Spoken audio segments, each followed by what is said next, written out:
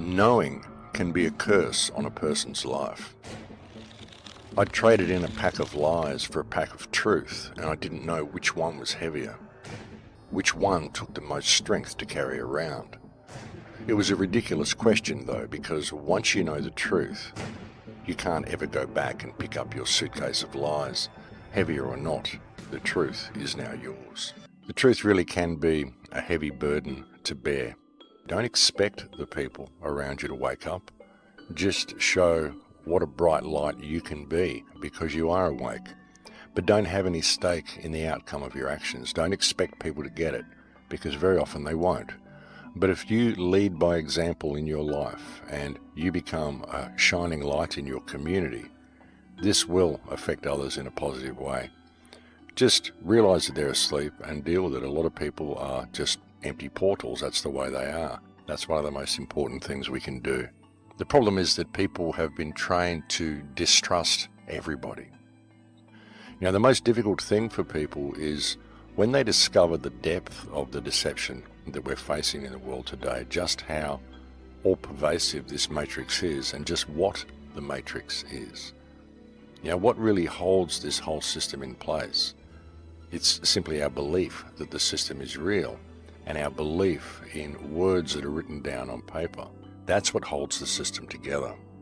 It's held together purely due to people's belief that the system is real. And this belief is held together by people's belief in the legal system.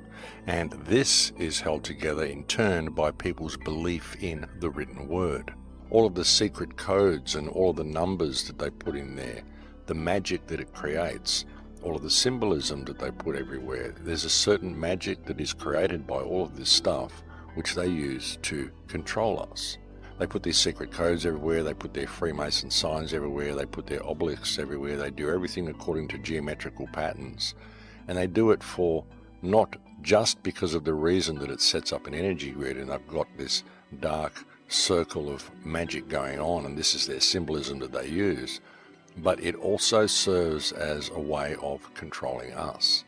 You know, once you've done enough research, you begin to realize that one of the main purposes of this secret language is actually to control those who are researching into who the controlling hand is and those who are researching into where things are going.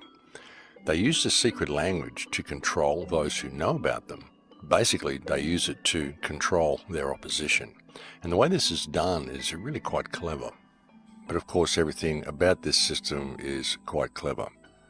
But in order to understand how you are controlled by these secret markings and these secret codes, you need to understand the difference between left and right brain perception, and you need to understand how the language works, and you need to understand how the law works, what the law actually is. And when you look at law, there are two types of law on Earth. There's natural law and there's man-made law. And someone said to me the other day, wouldn't it be good if we had a book for the natural law, for the law of the white arts? I said, well, you're not going to get that because the law of the white arts is not a law that is written down. It is a law that is inherently known and it is spoken. But if we do refer to natural law as being the law of the light, i.e. white law, then we see that man-made law is the law of the dark, i.e. black law. Why do you think they call the legal book Black's Law? And see, what they do, folks, is they teach you to think in language. They teach you to always think in language, and they take you to school and they teach you to spell. This is the first thing that they teach you to do, to spell words. And these are written words. Spoken words you don't need to spell. Not in normal thinking, in normal everyday life. You don't need to spell words. You can just speak them. But once you're taught to spell, and you're taught to view words as something that is written down, then the words have a power over you. But it's a spell, it's a glamour. That's why they call it spelling. And most people don't realize that when they are spelling, they are casting spells. You know, someone could tell you to do something, and if that something is wrong, you're liable not to do it. Someone could give you an order to stand between the lions, and you may think that that's ridiculous and you won't do it. But if it's written down, you have more of a propensity to actually follow the order and to do what you're told. You know, if you went to the park and there was some guy standing there and he told you not to walk on the grass, you'd probably look at him like he has rocks in his head and walk straight across it, because it's a free world and you can do what you want. But if there's a sign there that says, do not step on the grass, you're more likely to take the path. And that's how written language works. You see, Black's Law, the legal book, it's not really a book of law, it's essentially a grimoire, it's a book of spells. They can write down all of these rules on paper and you suddenly believe they apply to you, but only because you can spell, only because the spells are holding you in place by your belief in this written language, when real language is actually spoken and real law is known. We all know what right and wrong is. We all have an inherent sense of good and bad. See, the problem is that even when people find out the truth and they start digging around looking for it, they're still not really paying attention to the world that they live in. And you're not operating in natural law. You're simply not dealing with the world around you. You know, the elites will get together and they'll have these big bonfires where they'll worship this symbolism, they'll revere these numbers, and we wonder why they do it. They do it because of the control the numbers have over you via the amount of attention that you give them. You know, there's so much about our world that is hidden from us. There's so many mysteries we have about the past. So much of our history has been stolen and hidden. And there's so many rabbit holes for us to go down when trying to discover who and what the ruling hand is and how they get away with and do what they do.